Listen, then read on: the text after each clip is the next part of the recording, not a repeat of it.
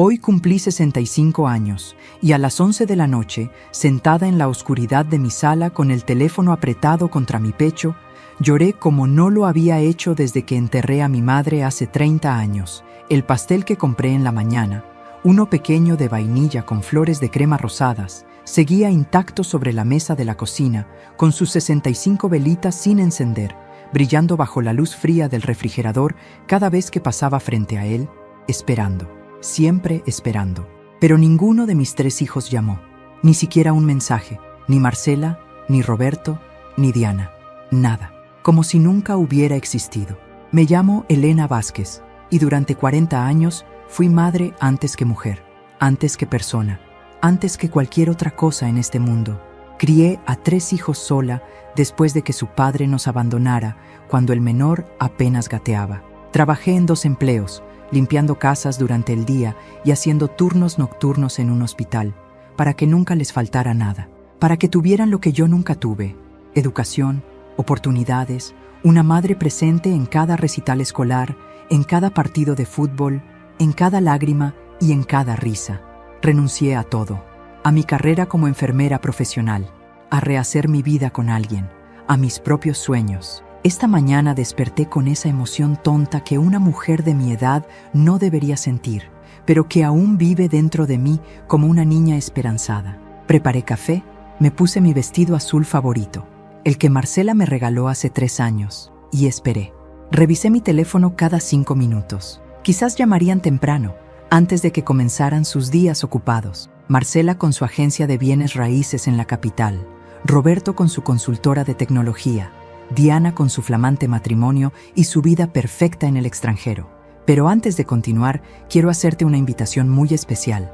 Suscríbete al canal y deja tu me gusta. Esto me ayuda a ver que me apoyas y disfrutas de mis historias. Y comenta aquí abajo desde qué ciudad nos estás viendo. Ahora, continuemos. A mediodía, horneé galletas de chocolate, las favoritas de Roberto cuando era niño, pensando que tal vez pasarían a visitarme. El aroma dulce llenó mi pequeño departamento, trayendo recuerdos de tardes cuando eran pequeños, cuando me llamaban mami, con esa devoción pura que solo los niños saben dar, cuando yo era su mundo entero. Ahora apenas soy una nota al margen en sus vidas perfectamente organizadas. Llamé a Marcela al mediodía. Buzón de voz. Hola, soy Marcela, deja tu mensaje. Esa voz profesional, impersonal. Le escribí un mensaje. Hola, hija, ¿cómo estás? Nada. Las 2 palomitas azules me confirmaron que lo había leído, pero ninguna respuesta. Intenté con Roberto. Sonó 7 veces antes de ir al buzón. Con Diana fue igual. Y así se fueron las horas, una tras otra, cada minuto más pesado que el anterior. A las 6 de la tarde, encendí la televisión para llenar el silencio. Pasaban una película sobre una familia reunida celebrando un cumpleaños. Tuve que apagarla. El nudo en mi garganta era tan grande que apenas podía respirar. Revisé Facebook, Instagram, todas esas redes sociales que aprendí a usar para mantenerme conectada con ellos. Vi las vidas de mis hijos desplegadas en fotografías perfectas. Marcela en un restaurante elegante con clientes. Roberto en una conferencia empresarial. Diana en la playa con su esposo. Todos sonriendo, todos ocupados, todos vivos, todos olvidándome. A las 9 finalmente comprendí la verdad. No iban a llamar. No era un descuido. No estaban ocupados, simplemente no importaba, yo no importaba. Todos esos años, todos esos sacrificios, todas esas noches sin dormir cuidándolos cuando estaban enfermos, todos esos sueños que enterré para que ellos pudieran volar, nada de eso importaba ya. Me serví una copa de vino, algo que rara vez hago, y me senté junto a la ventana. Desde mi 7º piso puedo ver las luces de la ciudad. Miles de ventanas iluminadas donde otras familias cenan juntas, ríen juntas, se aman. Me pregunté en cuántas de esas casas había madres como yo, invisibles, olvidadas, esperando una llamada que nunca llegaría. Lloré toda la noche. No fue un llanto delicado, fue un llanto profundo, visceral, de esos que te desgarran por dentro. Lloré por la madre que fui. Lloré por la mujer que dejé de ser. Lloré por los años que di sin esperar nada a cambio y que ahora, al final, descubrí que dieron como fruto el más absoluto abandono. Pero algo cambió en mí esa noche.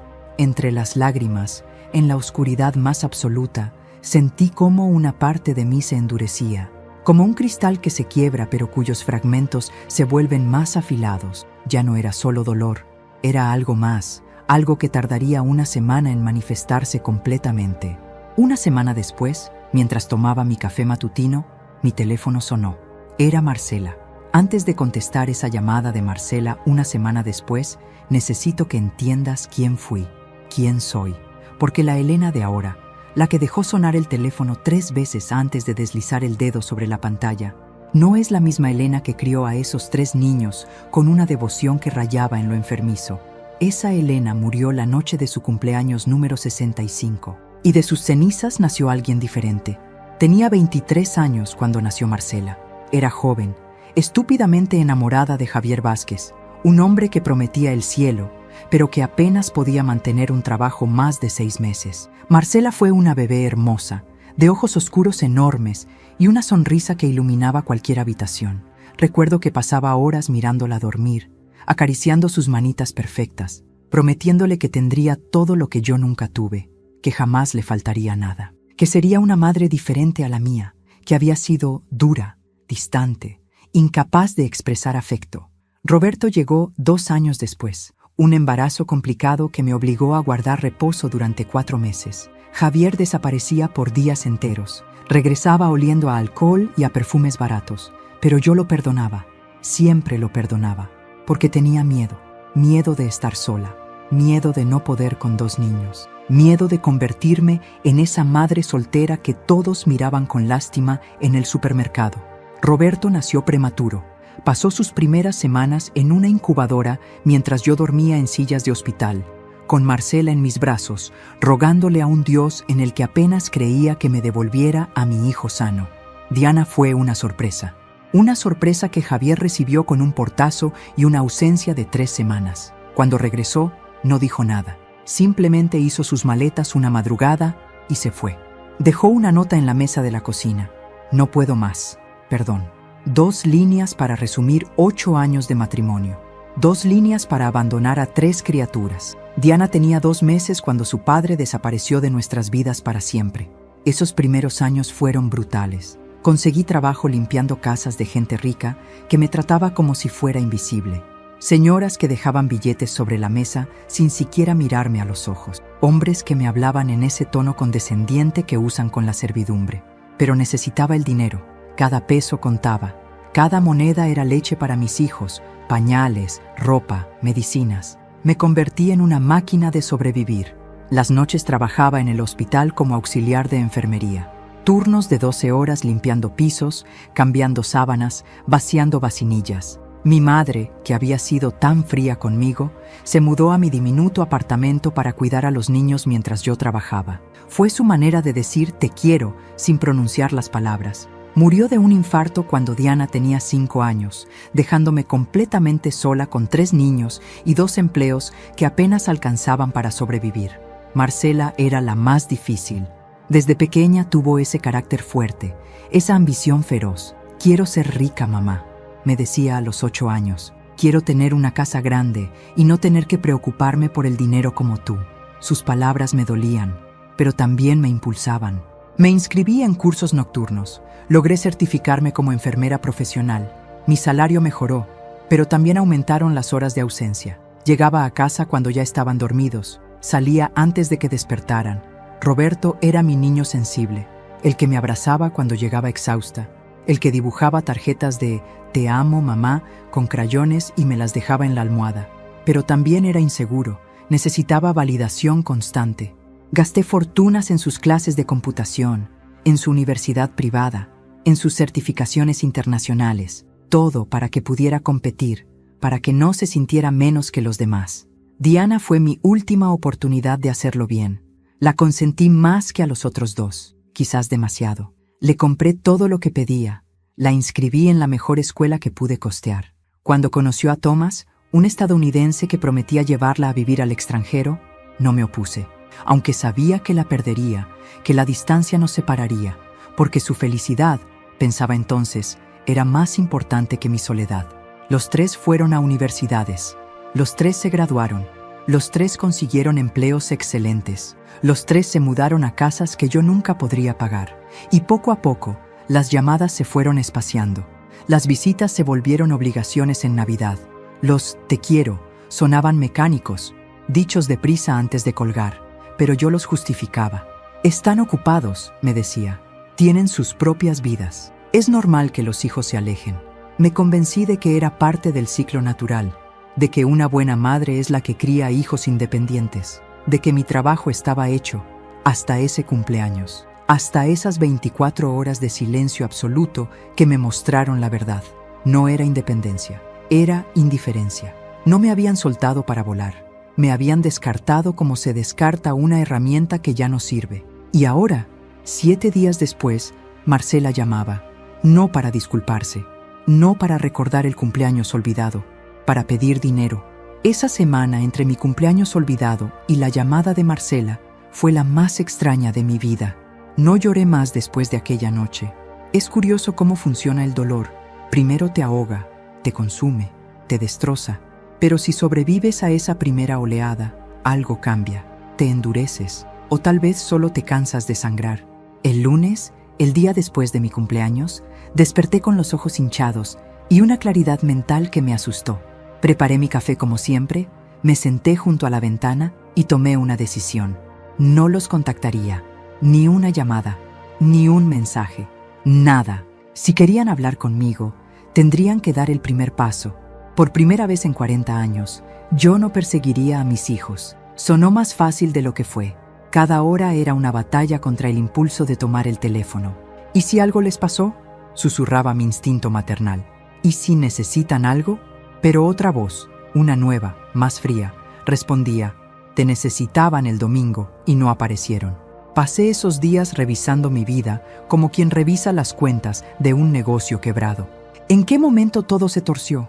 Fue cuando Marcela cumplió 15 y me gritó que era una madre patética porque no pude comprarle el vestido de diseñador que quería, o cuando Roberto, a los 18, me dijo que se avergonzaba de que limpiara casas, o cuando Diana ni siquiera me invitó a su boda porque Tomás pensaba que sería incómodo tener a la suegra pobre en las fotos. Los recuerdos me asaltaban en oleadas. Marcela a los 25, cuando le presté mis ahorros, 20,000 pesos que había guardado durante años, para el enganche de su primer departamento. Te los devuelvo en 6 meses, mamá, prometió. Han pasado 12 años. Nunca vi un peso. Cuando se lo recordé hace 3 años, se ofendió. Pensé que era un regalo. Las madres ayudan a sus hijos. Roberto y su crisis existencial a los 30. Se había despedido de su trabajo porque necesitaba encontrarse a sí mismo. Viajó por Europa durante 6 meses. ¿Con qué dinero? Con los 30,000 pesos que le presté, otro préstamo que se convirtió en regalo no solicitado. Cuando regresó, bronceado y renovado, ni siquiera me trajo un souvenir.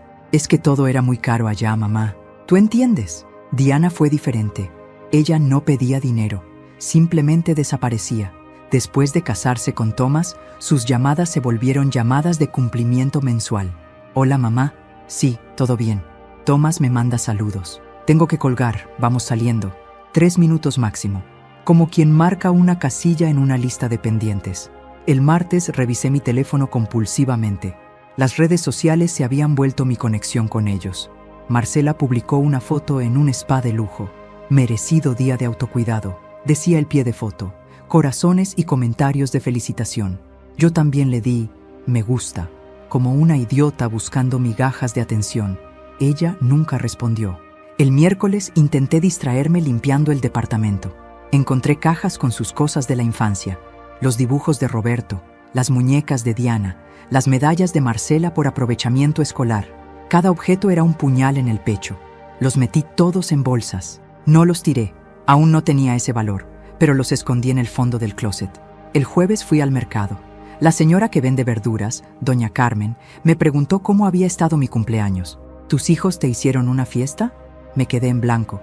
No supe qué responder. Terminé mintiendo. Fue íntimo, solo nosotros. Ella sonrió. Qué bendición tener familia. Me fui antes de que pudiera verme llorar entre los pimientos y las cebollas. El viernes recibí un correo del banco. Mi ahorro para el retiro era ridículo.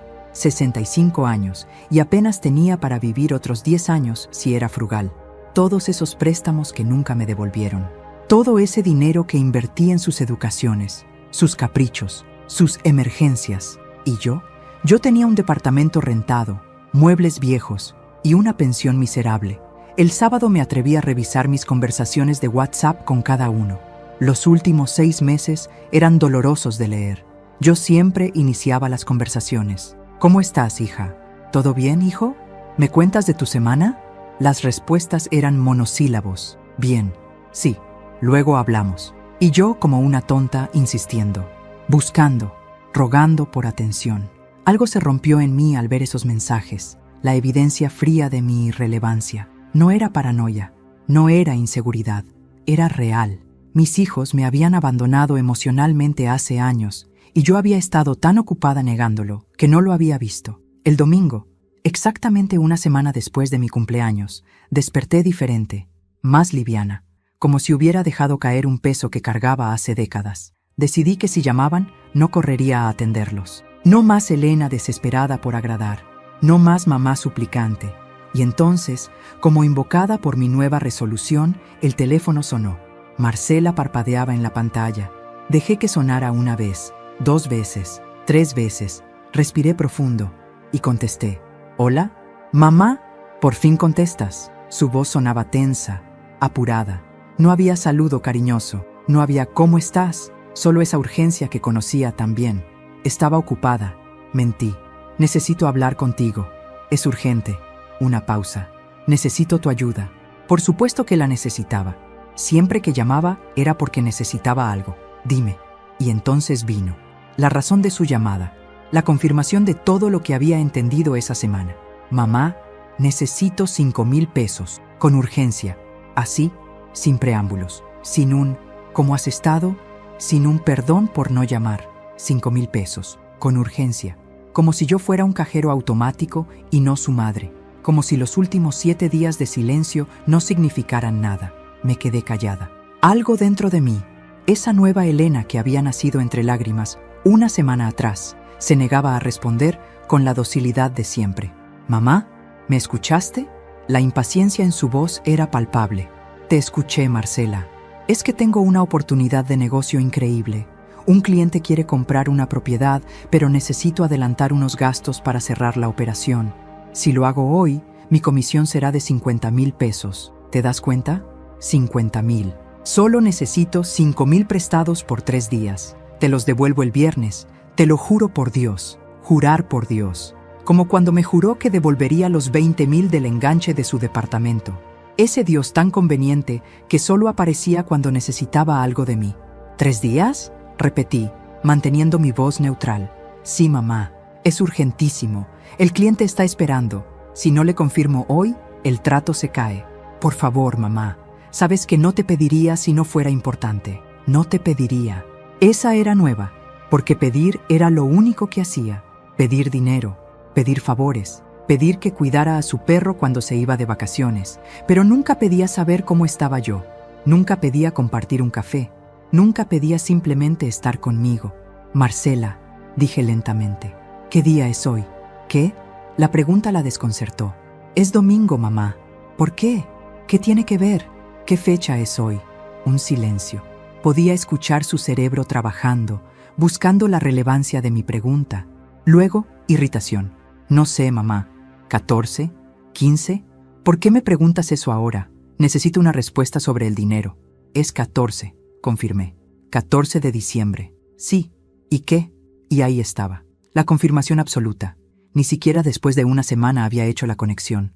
Su cumpleaños seguía siendo invisible para ella. Lo siento, Marcela, hoy es mi cumpleaños. Otro silencio, más largo, más denso. ¿Qué? Que hoy es mi cumpleaños. Hace exactamente una semana que cumplí 65 años. ¡Ay, mamá! Su voz cambió instantáneamente a ese tono que usaba cuando sabía que había metido la pata. Ese tono suave, meloso, manipulador. Perdóname, de verdad. Es que he estado tan ocupada con el trabajo, con los clientes, no me di cuenta. No te diste cuenta, repetí. No era una pregunta, era una sentencia. Pero te puedo compensar. Mira, cuando me paguen la comisión, te invito a cenar a donde tú quieras. a un lugar bonito y te compro un regalo, lo que tú quieras, ¿sí? Pero ahora necesito que me ayudes con esto, mamá. Es muy importante para mí. Para mí, todo siempre era para ella, para su negocio, para su carrera, para su vida perfecta que publicaba en Instagram mientras su madre se marchitaba en la soledad. ¿Y el dinero?, insistió cuando no respondí. ¿Me lo puedes transferir ahora? El cliente está esperando mi llamada. No, la palabra salió clara, firme, sin temblor. Una palabra de 2 letras que nunca antes le había dicho a ninguno de mis hijos. ¿Cómo que no? No tengo ese dinero, Marcela. Pero mamá, sé que tienes ahorros. Siempre tienes algo guardado. Son solo 5,000 pesos. Los ahorros que tenía se los presté a tu hermano el año pasado y a ti hace 12 años. Ninguno me los devolvió. Eso no es justo, mamá. Estás sacando cosas del pasado. Esto es diferente. Es una inversión. Te los devuelvo con intereses si quieres. ¿Como los otros préstamos? No puedo creer que estés siendo así. Su voz subió de tono. La dulzura desapareció. Te estoy pidiendo ayuda y tú me sales con reclamos. ¿Sabes qué? Olvídalo. Le pediré a Roberto. Adelante, dije calmadamente. ¿En serio? Ahora sonaba incrédula. ¿Así vas a hacer? ¿Por un cumpleaños que olvidé? ¿Sabes cuántos cumpleaños tuyos he celebrado? ¿Cuántos regalos te he dado? 3, respondí, porque los había contado esa semana. 3 regalos en 42 años. El vestido azul que ahora me parecía una burla. Un perfume barato en un cumpleaños que ya no recordaba cuál. Y una bufanda que nunca usé porque me daba alergia a la lana. No voy a discutir esto contigo ahora. Tengo cosas más importantes que hacer. Su voz era puro hielo. Cuando se te pase el coraje, me hablas. Marcela. ¿Qué? Feliz cumpleaños a mí. Colgué antes de que pudiera responder. Mis manos temblaban, pero no de miedo o arrepentimiento. Temblaban de algo que no había sentido en décadas. Poder. El poder de decir no. El poder de poner límites. El poder de no ser invisible. El teléfono sonó nuevamente 30 segundos después. Marcela. No contesté. Volvió a sonar. Y otra vez. 10 llamadas perdidas en 5 minutos. Luego comenzaron los mensajes. Mamá, contesta. No seas así. Te estoy hablando. Esto es muy inmaduro de tu parte. Bien, si quieres ser egoísta, adelante. Egoísta. Yo era egoísta por negarle dinero que no tenía, pero ella no era egoísta por olvidar mi cumpleaños, por solo llamar cuando necesitaba algo, por tratarme como un banco. Bloqueé su número, algo que jamás pensé que haría, y esperé, porque sabía lo que vendría después. Marcela llamaría a Roberto, Roberto me llamaría a mí, y luego Diana.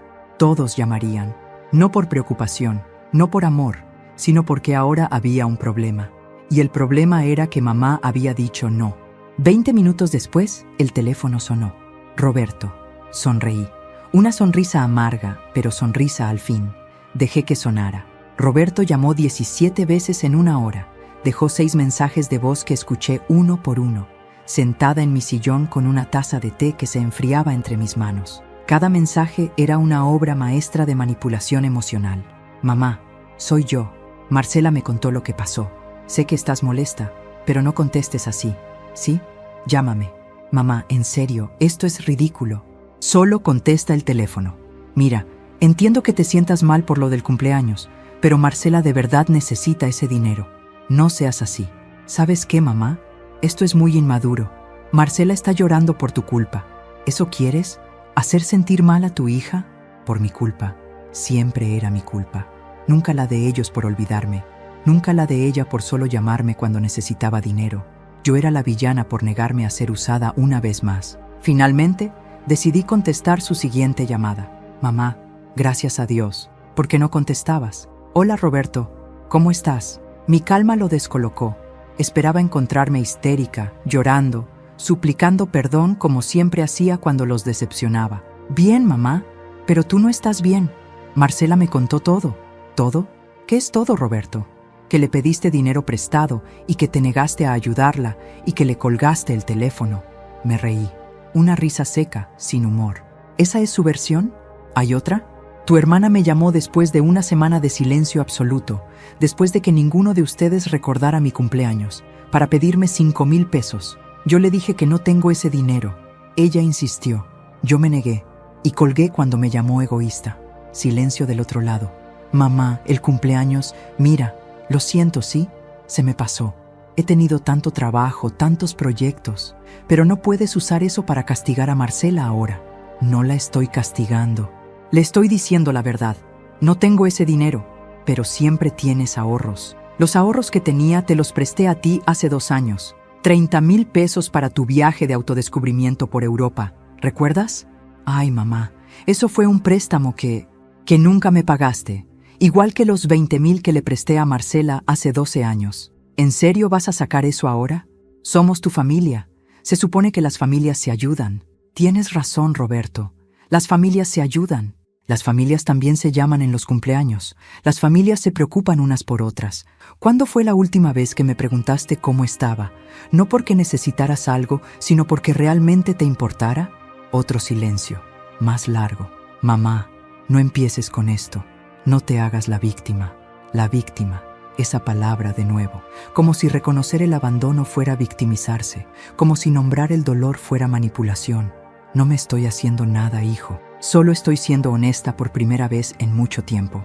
¿Sabes qué? Si vas a estar así, no tiene caso hablar contigo. Cuando se te baje el coraje, me hablas. Y colgó. 2 hijos, 2 conversaciones idénticas, mismas acusaciones, mismo resentimiento hacia mí por atreverme a poner límites. Antes de continuar, dime aquí en los comentarios qué te está pareciendo esta historia hasta ahora y qué harías tú en su lugar.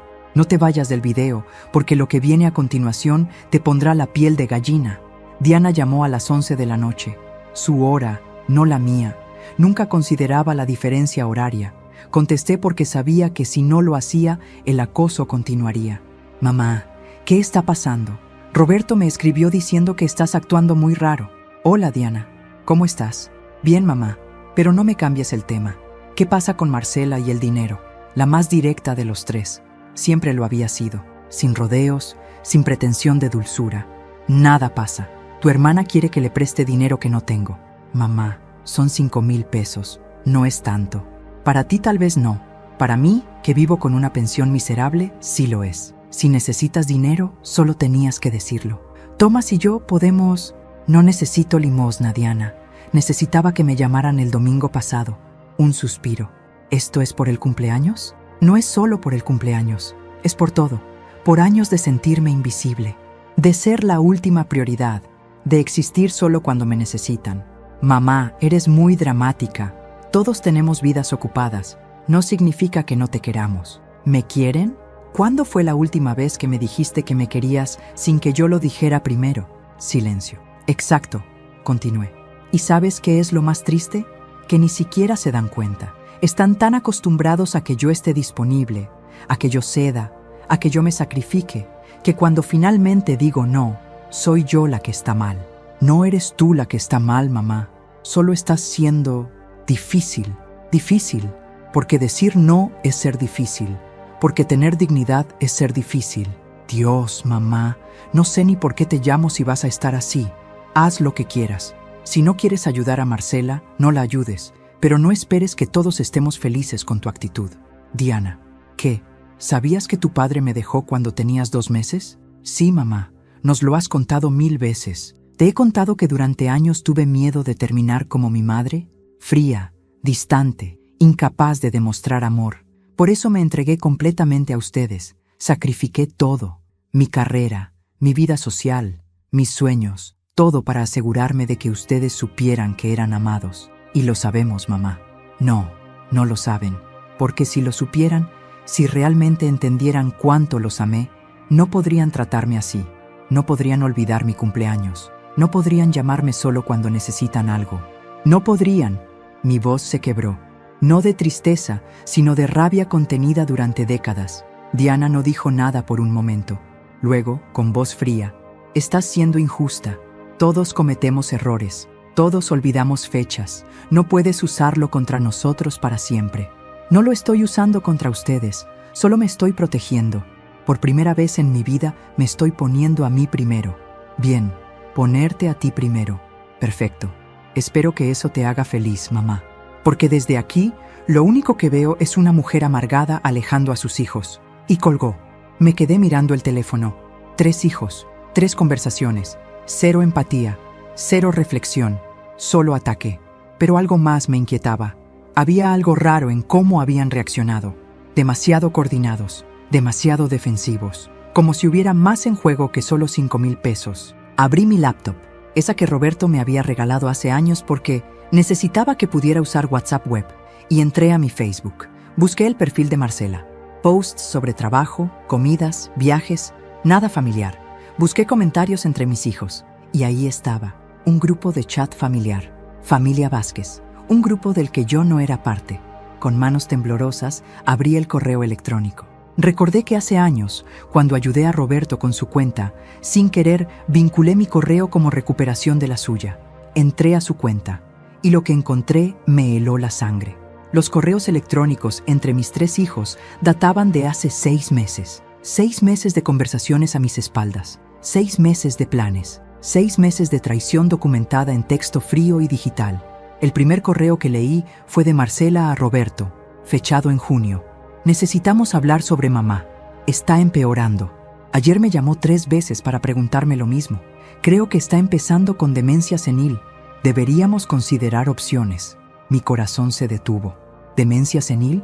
Yo la había llamado 3 veces porque ella no contestaba y me preocupaba. Siempre respondía a mis llamadas al tercer intento, como si los primeros 2 no contaran. Y le había preguntado lo mismo porque nunca me daba información completa. La respuesta de Roberto llegó el mismo día. Lo he notado también. El mes pasado me preguntó 2 veces si había recibido su transferencia. Creo que olvida las cosas. ¿Has investigado cuánto cuesta un asilo? Una transferencia que nunca hice porque él nunca me devolvió el dinero que le presté. Yo le había preguntado 2 veces porque evadía el tema. Diana se unió a la conversación. Si está perdiendo la cabeza, necesitamos actuar rápido, especialmente por lo del departamento. ¿Ustedes sabían que mamá es dueña del departamento donde vive? Yo pensé que rentaba. Thomas investigó y está a su nombre desde hace 20 años. Si la declaran incapaz, podríamos vender y dividir el dinero antes de que ella haga alguna estupidez. Mi departamento. Ese departamento pequeño, humilde, que compré con un crédito que tardé 15 años en pagar. Trabajando dobles turnos, saltándome comidas, usando ropa de segunda mano. Ese departamento que era mi único patrimonio, mi único refugio, mi único logro. Querían venderlo. Seguí leyendo, con las manos temblando tanto que apenas podía sostener el mouse. Marcela respondió, ¿en serio? ¿Cuánto vale? Si son 2 millones, nos tocarían casi 700,000 a cada uno. Con eso puedo expandir mi negocio. Pero necesitamos movernos rápido. Si ella decide hacer testamento o algo así, nos jodemos. Roberto, ya hablé con un abogado. Dice que necesitamos demostrar incapacidad mental, documentar episodios de olvido, confusión, comportamiento errático. ¿Alguien ha visto algo así? Diana, yo llevo meses sin verla, así que no puedo ayudar con eso. Pero si ustedes documentan cosas, yo apoyo. Thomas dice que podemos acelerar el proceso si los 3 estamos de acuerdo. Mamá no tiene que estar en desacuerdo. Solo necesitamos un juez que certifique su incapacidad. Mi propia hija, que ni siquiera me había visto en meses, dispuesta a declararme incapaz mental para robarme mi casa. Los correos continuaban. Julio, agosto, septiembre. Cada mes más correos, más planes, más veneno. Marcela en agosto. El abogado dice que cuesta entre 30 y 50,000 pesos todo el proceso. Propongo que pongamos 10,000 cada uno ahora para arrancar. Lo recuperamos multiplicado cuando vendamos. Roberto, yo no tengo 10,000 ahorita. ¿Podemos esperar unos meses? Marcela, no podemos esperar. Entre más vieja esté, más fácil es demostrar demencia. Ya tiene 65. Es el momento perfecto. El momento perfecto. Mi edad era el momento perfecto para destruirme. Diana en septiembre. ¿Y si simplemente le pedimos que nos done el departamento? Podríamos decirle que es para evitar problemas de herencia. Mamá es ingenua, probablemente firmaría. Roberto, podemos intentar, pero si se niega, seguimos con el plan legal. Octubre trajo más detalles. Habían consultado con 2 abogados diferentes. Habían investigado el valor exacto de mi departamento, 1.8 millones de pesos. Habían calculado gastos de escrituración, impuestos, comisiones. Tenían todo planeado hasta el último peso. Noviembre fue cuando intensificaron la recopilación de evidencia. Marcela escribió, La llamé ayer y sonaba confundida. Le pregunté por mis primas y no recordaba sus nombres de inmediato. Grabé la llamada. ¿Sirve como evidencia? Yo no recordaba los nombres de sus primas porque apenas las conocía. Eran hijas de mi hermana con quien perdí contacto hace décadas. Marcela lo sabía, pero lo usaba para construir su caso contra mí. Roberto en noviembre. Necesitamos más. El abogado dice que con solo olvidos no basta. Necesitamos algo dramático, confusión seria, que se pierda, que olvide tomar medicamentos. Algo. Diana, ¿y si dejamos de contestarle por un tiempo?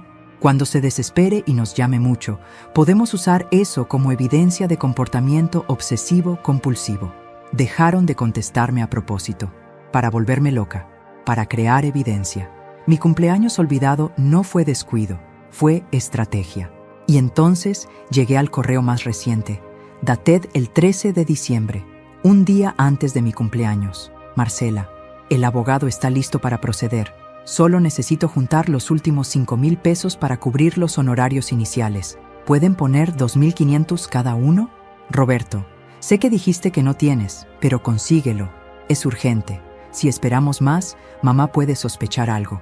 Roberto, estoy en números rojos este mes. ¿No puedes pedirle a mamá? Ella siempre tiene guardado. Diana, genio. Pídele prestado para pagar al abogado que la va a declarar incapaz. Eso es nivel experto de ironía. Marcela, ¿por qué no? Es su dinero de todas formas. Eventualmente será nuestro.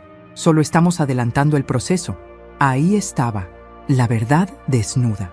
Marcela no necesitaba el dinero para ningún negocio. Lo necesitaba para pagarle al abogado que me quitaría mi departamento, mi hogar, mi única seguridad. Y cuando le dije que no, todo su plan se vino abajo. Me quedé mirando la pantalla hasta que las letras se volvieron borrosas. No por lágrimas. Ya no me quedaban lágrimas. Era algo más profundo, más oscuro, una frialdad que se instaló en mis huesos. Mis hijos no me habían olvidado por accidente. Me habían abandonado estratégicamente. No me veían como madre. Me veían como un obstáculo entre ellos y 1.8 millones de pesos. Cada llamada que no contestaron, cada mensaje ignorado, cada visita cancelada, todo había sido calculado para que yo me volviera loca, para que pareciera inestable, para construir su caso. Pero cometieron un error crucial. No sabían quién era yo realmente, porque hay cosas de mi pasado que nunca les conté, secretos que guardé para protegerlos, una vida antes de ser madre que deliberadamente borré.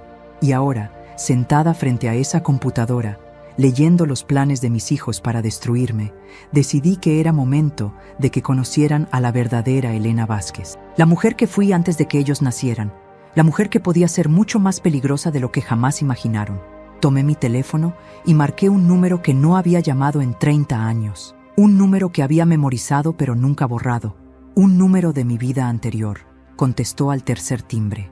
¿Elena? La voz sonaba mayor, pero inconfundible. Dios mío, ¿eres realmente tú? Hola, Andrés, dije.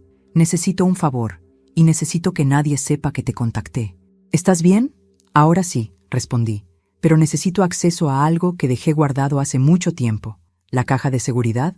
Exactamente. Un silencio. Luego, Elena, ¿eso que guardaste ahí, estás segura? Nunca he estado más segura de algo en mi vida. Estaré esperándote mañana. Colgué y sonreí. Mis hijos querían jugar sucio. No sabían con quién se estaban metiendo. El banco privado estaba en una zona de la ciudad que mis hijos nunca frecuentaban. Edificios corporativos, vidrios espejados, gente en trajes caros entrando y saliendo como hormigas laboriosas. Andrés Montero me esperaba en la entrada, 30 años más viejo, pero con esos mismos ojos grises que conocía tan bien. Elena me abrazó con cuidado, como si fuera de cristal. No has cambiado nada. Mentía amablemente. Yo había cambiado todo. De la mujer de 25 años que él conoció, no quedaba casi nada. Pero sonreí de todas formas. Tú tampoco mientes muy bien, Andrés. Nos dirigimos al sótano del banco, donde las cajas de seguridad más antiguas y valiosas se guardaban. Andrés había sido mi abogado, mi socio, y casi algo más, antes de que Javier apareciera en mi vida como un tornado destructor. ¿Estás segura de esto?, preguntó mientras ingresaba los códigos. Una vez que abras esa caja, una vez que uses lo que hay ahí dentro, mis hijos quieren declararme incapaz mental para robarme mi departamento, lo interrumpí. Creo que el momento de la cautela ya pasó. La caja se abrió con un clic metálico. Dentro había documentos, muchos documentos, y algo más. Algo que brillaba bajo las luces fluorescentes. 30 años atrás, antes de casarme con Javier, antes de convertirme en madre, yo era otra persona. Elena Vázquez, licenciada en finanzas, socia minoritaria de una empresa de inversiones que Andrés y yo fundamos con otros 3 amigos. Éramos jóvenes, brillantes, ambiciosos. Comprábamos propiedades desvalorizadas, las renovábamos, las vendíamos. En 5 años, multiplicamos nuestra inversión inicial por 20. Luego conocí a Javier. Me enamoré como solo una joven idiota puede enamorarse. Y cuando quedé embarazada de Marcela, tomé una decisión. Quería ser madre tiempo completo. No quería ser como mi madre, ausente, fría, más preocupada por su carrera que por mí. Quería estar presente. Vendí mis acciones. Obtuve 4.5 millones de pesos en el año 1987. Una fortuna. Andrés me aconsejó invertirlo, diversificarlo, no tocarlo. Para tu retiro, me dijo. Para tu seguridad. Pero Javier sabía del dinero y comenzó a presionar. Que necesitaba para un negocio, que era nuestra oportunidad, que confiara en él. Discutimos durante meses. Yo cedí un poco. Le di 500,000 pesos. Los perdió en 3 meses en un negocio fraudulento. Entonces, hice algo que nunca le conté a nadie. Transferí todo el dinero restante a una cuenta offshore. Una cuenta que solo Andrés y yo conocíamos. Le dije a Javier que había perdido el dinero en malas inversiones. Se puso furioso, pero eventualmente lo creyó. Los 4 millones restantes los invertí sabiamente durante 3 décadas. Andrés los manejó con discreción absoluta. Propiedades comerciales, bonos gubernamentales, inversiones conservadoras pero sólidas. Ahora, en 2024, esos 4 millones se habían convertido en 32 millones de pesos. Aquí están los últimos estados de cuenta. Andrés extendió una carpeta. Todo está a tu nombre bajo estructuras legales impenetrables. Ni siquiera una orden judicial podría rastrear esto hasta ti sin tu consentimiento. 32 millones de pesos. Y mis hijos pensaban que mi único patrimonio era un departamento de 1.8 millones. Pensaban que era una vieja pobre, vulnerable, fácil de manipular. Necesito que hagas algo por mí, le dije a Andrés. Necesito un testamento. Uno legalmente blindado. Y necesito que algunos documentos lleguen a manos de mis hijos. En el momento exacto. ¿Qué documentos? Le expliqué mi plan. Mientras hablaba, sus ojos se agrandaban más y más. Elena, ¿eso es cruel? Iba a decir perfecto. Pasamos 3 horas en ese banco. Firmé documentos, revisé cuentas, actualicé mi testamento. Cuando salí, el sol de la tarde me cegó por un momento. Pero no era el sol, era claridad. Por primera vez en semanas, veía todo con perfecta claridad.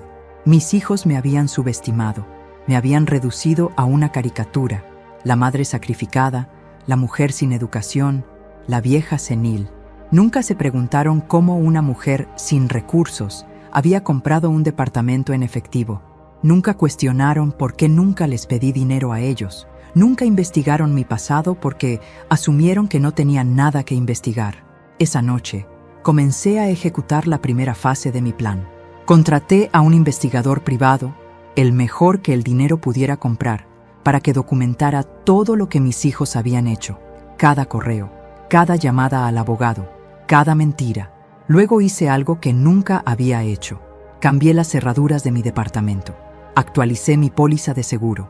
Contraté un servicio de monitoreo médico que documentaba mi salud mental, perfecta por cierto. Exámenes cognitivos, evaluaciones psicológicas, todo. Evidencia irrefutable de mi capacidad mental. El investigador me llamó 3 días después. Señora Vázquez, encontré algo que debe ver. Nos reunimos en un café. Me mostró fotografías. Marcela reuniéndose con el abogado. Roberto entregándole documentos. Documentos falsificados que supuestamente demostraban mi demencia. Diana en una videollamada desde Estados Unidos, todos juntos, planeando. Hay más, dijo el investigador. Su hijo Roberto tiene deudas de juego por 200,000 pesos. Su hija Marcela está a punto de perder su negocio por malas inversiones. Y Diana, su esposo Tomás, está siendo investigado por evasión fiscal. Los 3 necesitan dinero desesperadamente. Por eso la urgencia, por eso el plan. No era solo codicia, Era desesperación. ¿Puedo usar esto legalmente?, pregunté. Cada palabra, cada fotografía, cada documento es admisible en corte. Perfecto. Una semana después de la llamada de Marcela pidiendo los 5,000 pesos, los tres recibieron una carta certificada del bufete de abogados más prestigioso de la ciudad. Marcela me llamó histérica a los 10 minutos de recibirla. ¿Qué significa esto, mamá? ¿Nos estás demandando? No te estoy demandando, Marcela. Solo te estoy informando. ¿Informando de qué? ¿Qué es esto de procedimiento legal por intento de fraude y difamación? Sé todo, hija. Los correos, el abogado, el plan para declararme incapaz. Todo. Silencio absoluto. ¿Cómo una vieja senil descubrió su plan? Resulta que no soy tan senil después de todo. Mamá, espera, puedo explicar. No hay nada que explicar. Todo está documentado. Cada correo, cada llamada, cada mentira. Mi abogado tiene evidencia suficiente para no solo detener su plan, sino para procesarlos criminalmente. No puedes hacernos esto. Somos tu familia. Exactamente. Son mi familia. Y miren lo que me hicieron. Roberto y Diana llamaron minutos después. Mismas súplicas, mismas excusas, todos asustados, todos arrepentidos ahora que había consecuencias. Pero yo no había terminado. Quiero que vengan los tres a mi departamento el sábado, 2 de la tarde, todos juntos. Tenemos que hablar. ¿Sobre qué?, preguntó Roberto. Sobre su herencia, sobre mi testamento, sobre lo que viene después. Y colgué. El sábado sería revelador. El sábado a las 2 de la tarde exactas tocaron a mi puerta. Los tres juntos, por primera vez en años. Marcela llegó primero, con ojeras y sin maquillaje. Roberto traía un traje arrugado, como si hubiera dormido con él puesto. Diana había volado desde Estados Unidos. Su rostro mostraba el cansancio del viaje y algo más, miedo. Les abrí la puerta sin sonreír, sin abrazos, sin el calor maternal que siempre les había dado, sin importar cómo me trataran. Pasen. Se sentaron en la sala como desconocidos incómodos. Nadie habló primero. El silencio se extendió, pesado, denso. Yo me serví un café tranquilamente, sin ofrecerles nada. Ese detalle, tan pequeño, tan significativo, los descolocó más que cualquier grito. «Mamá», comenzó Marcela con voz temblorosa. «Lo sentimos mucho. Lo que hicimos fue imperdonable», completé. «¿Traición? ¿Intento de fraude?» «Sí, lo fue. No íbamos a hacerlo realmente», mintió Roberto. «Solo estábamos explorando opciones en caso de que necesitaras ayuda. Ayuda». La palabra sonó como veneno en mi boca. Llamémosle por su nombre real. Robo. Querían robarme mi casa mientras me declaraban demente. Diana habló por primera vez. «Mamá, todos estamos pasando por momentos difíciles. Necesitamos... ¿Dinero?», la interrumpí. «Sí, lo sé. Roberto debe 200,000 pesos en casinos. Marcela está a punto de perder su negocio. Y tú, Diana, tu esposo está siendo investigado por evasión fiscal. Lo sé todo».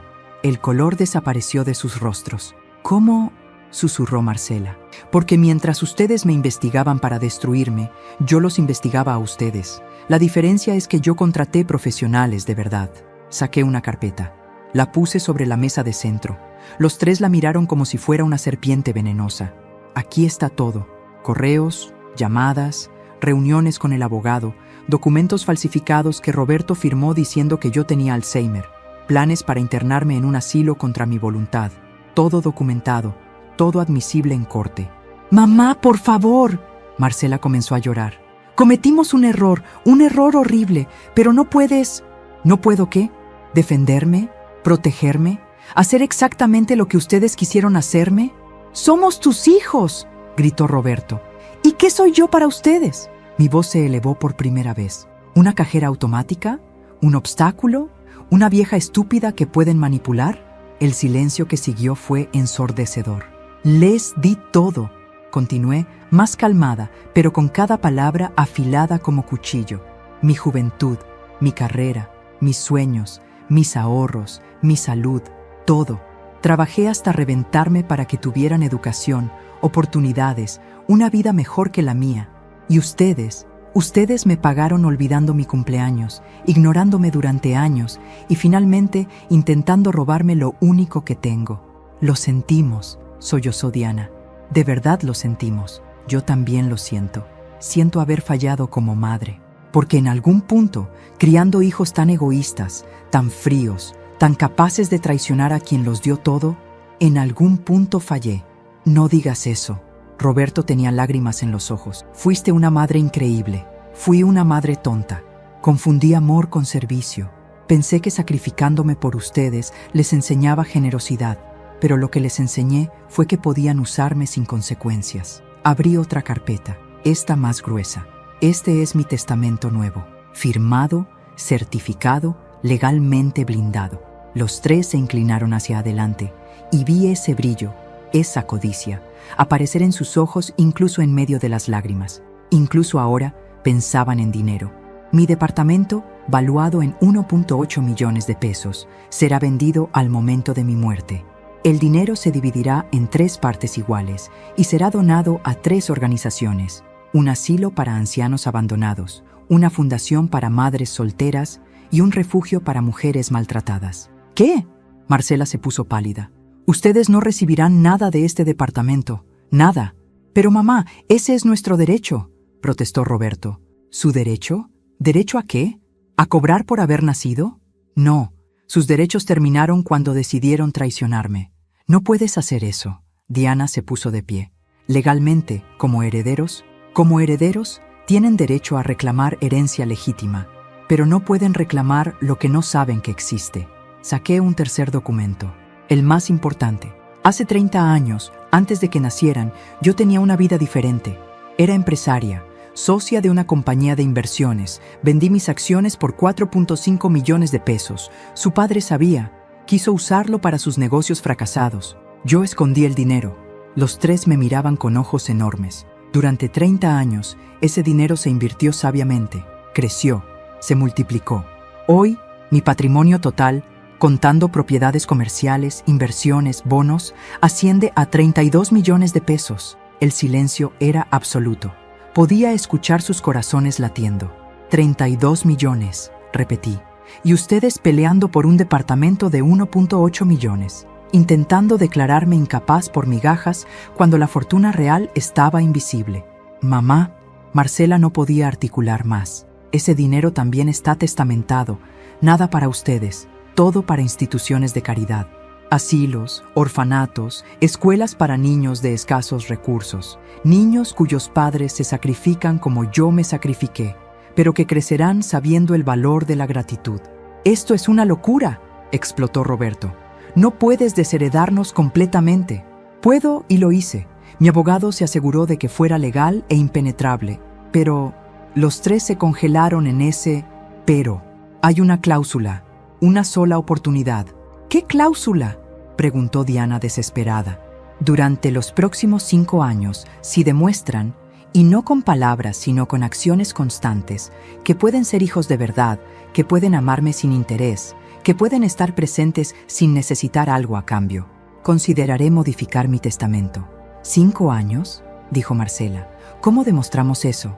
Visitas semanales, sin excusas, llamadas que ustedes inicien, cumpleaños recordados, días festivos compartidos, interés genuino en mi vida, todo documentado por mí. Al final de 5 años, si creo que hubo cambio real, dividiré mi fortuna en 4 partes, una para cada uno de ustedes y una para caridad». «¿Y si no?», preguntó Roberto. «Si no, muero sabiendo que todo lo que construí ayudará a gente que realmente lo necesita. Y ustedes vivirán sabiendo que perdieron 32 millones de pesos porque no pudieron amar a su madre». Me puse de pie. «Ahora salgan de mi casa. Piensen en lo que hicieron. Piensen en quiénes quieren ser. Y decidan si sus próximas acciones serán por amor o por dinero. Porque ahora yo sabré diferenciar». Se fueron en silencio. Diana llorando. Marcela en shock. Roberto con rabia contenida. Cerré la puerta detrás de ellos y respiré profundo. La verdad era que no sabía si cambiarían. No sabía si los próximos 5 años traerían arrepentimiento genuino o actuación desesperada. Pero por primera vez en mi vida, eso no importaba. Porque finalmente, después de 65 años, había aprendido a poner límites, a valorarme, a no aceptar menos de lo que merecía.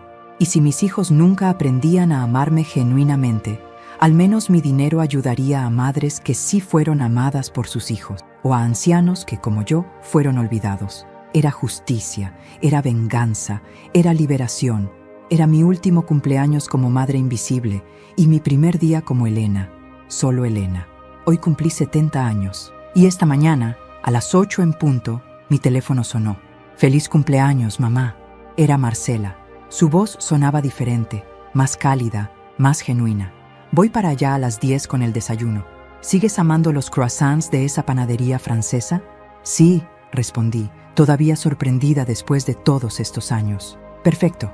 Roberto llega a las 11.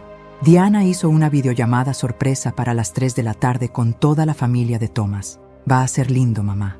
Colgó antes de que pudiera responder, pero no importaba, porque por primera vez en décadas mis palabras no eran necesarias. Mis hijos finalmente habían aprendido a hablar primero.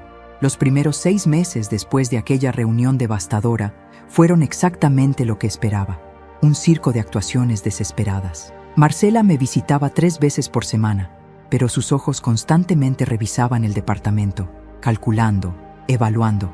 Roberto me llamaba diario, pero sus conversaciones eran mecánicas, ensayadas, llenas de preguntas sobre mi salud que sonaban más a investigación médica que a preocupación filial. Diana voló 2 veces desde Estados Unidos, pero pasaba las visitas hablando de sus problemas financieros, dejando caer indirectas sobre préstamos temporales. Yo documentaba todo, cada visita, cada llamada, cada intención oculta. Mi libreta se llenaba de notas. Marcela. 15 minutos de conversación real, 45 minutos mirando el reloj. Roberto. Preguntó 5 veces si había actualizado mi testamento. Diana. Mencionó dinero en cada frase, pero algo comenzó a cambiar alrededor del mes 8. Marcela llegó un martes sin avisar. Traía comida china, mi favorita, y una expresión extraña en su rostro. Se sentó frente a mí y sin preámbulos dijo: «Mamá, fui a terapia. Mi psicóloga me hizo ver cosas que no quería ver. Sobre mí, sobre cómo te traté.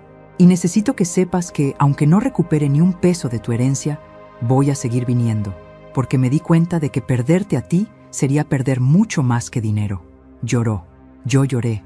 Y por primera vez en años nos abrazamos sin que el dinero fuera un fantasma entre nosotras. Roberto tardó más. Fue hasta el año 2 que finalmente tocó fondo. Sus deudas de juego lo llevaron a perderlo casi todo. Una noche apareció en mi puerta, destrozado, quebrado. «Mamá, arruiné mi vida, y lo peor es que casi arruino la tuya también. No vengo a pedirte dinero. Solo necesitaba decirte que lo siento, que realmente, profundamente, lo siento». No le di dinero, pero le di algo más valioso: mi tiempo. Pasamos 6 meses reconstruyendo nuestra relación, hablando, realmente hablando. Él me contó sobre su adicción, sus miedos, su vacío. Yo le conté sobre mi vida antes de ser madre, sobre mis sueños enterrados. Nos conocimos como personas, no solo como madre e hijo. Diana fue la última en cambiar. Su matrimonio con Thomas terminó en el año 3. Resultó ser tan corrupto como los fiscales sospechaban. Ella regresó a México sin nada, orgullosa, rota, pero finalmente humilde. «¿Puedo quedarme contigo un tiempo, mamá?», preguntó con voz pequeña. «No tengo a dónde ir». «Siempre tuviste a dónde ir», respondí. «Solo nunca quisiste venir». Vivió conmigo 6 meses. Fueron los 6 meses más difíciles y más sanadores. Cocinábamos juntas, veíamos películas, hablábamos hasta la madrugada. Y lentamente, mi hija, mi bebé que había sido tan distante, volvió a mí. O tal vez encontró su camino hacia mí por primera vez. Ahora, 5 años después, algo milagroso ha sucedido. Tengo una familia real, no perfecta. Marcela todavía es intensa y a veces egoísta. Roberto lucha a diario con su adicción. Diana tiene cicatrices de su matrimonio fallido, pero son míos. Y yo soy suya. De verdad esta vez. El testamento sigue sin cambiar. Todavía está documentado que todo irá a caridad. Pero ahora, eso ya no importa tanto, porque descubrí algo más valioso que 32 millones de pesos. Descubrí que merezco ser amada, que tengo valor más allá de lo que puedo dar, que poner límites no me hace cruel, me hace humana. Mis hijos también descubrieron algo, que una madre no es un recurso infinito que pueden explotar. Es una persona con sentimientos, necesidades, sueños. y que el amor verdadero no se mide en herencias, sino en presencia. ¿Cambiaré el testamento eventualmente? Tal vez no. La belleza está en que ya no importa, porque gané algo que ningún dinero puede comprar. Me gané a mí misma de vuelta, y esa es la venganza más dulce de todas. Y tú, querido espectador, que has llegado hasta el final de esta historia, quiero agradecerte profundamente por tu tiempo y tu atención. Si esta historia te conmovió, te hizo reflexionar o simplemente te entretuvo, te invito a que te suscribas a este canal. Tu suscripción me ayuda a seguir creando historias que tocan el corazón, que provocan pensamiento, que nos recuerdan nuestra humanidad. Por favor, no olvides darle me gusta a este video. Ese simple clic me dice que mi trabajo vale la pena, que estas horas invertidas en crear, escribir y narrar resuenan contigo. Y me motiva a seguir trayéndote más historias como esta. Pero sobre todo, quiero leerte. Quiero saber qué piensas. Comenta aquí abajo. ¿Qué te pareció la historia de Elena? ¿Hiciste bien en poner límites? ¿Habrías perdonado a tus hijos? ¿Crees que el final fue justo? Y cuéntame, ¿desde qué ciudad del mundo nos estás viendo? Me encanta saber que estas historias viajan por diferentes países, diferentes culturas, diferentes corazones. Cada comentario que dejas es una conversación que empezamos. Cada like es un abrazo virtual. Cada suscripción es una promesa de que volveremos a encontrarnos en la próxima historia. Gracias por estar aquí. Gracias por ser parte de esta comunidad que valora las historias bien contadas, los personajes complejos y las verdades incómodas sobre la familia, el amor y la dignidad. Nos vemos en el próximo video. Y recuerda, nunca es tarde para ponerte a ti primero. Nunca es tarde para exigir el amor que mereces. Nota importante. Esta es una historia completamente ficticia, creada exclusivamente con fines de entretenimiento. Los personajes, situaciones y eventos narrados son producto de la imaginación y no representan personas o hechos reales. Cualquier parecido con la realidad es pura coincidencia. Esta narrativa fue diseñada para explorar temas universales sobre relaciones familiares, límites personales y dignidad, pero no debe tomarse como consejo legal, financiero o psicológico. Si te identificas con situaciones similares, te recomendamos buscar ayuda profesional apropiada.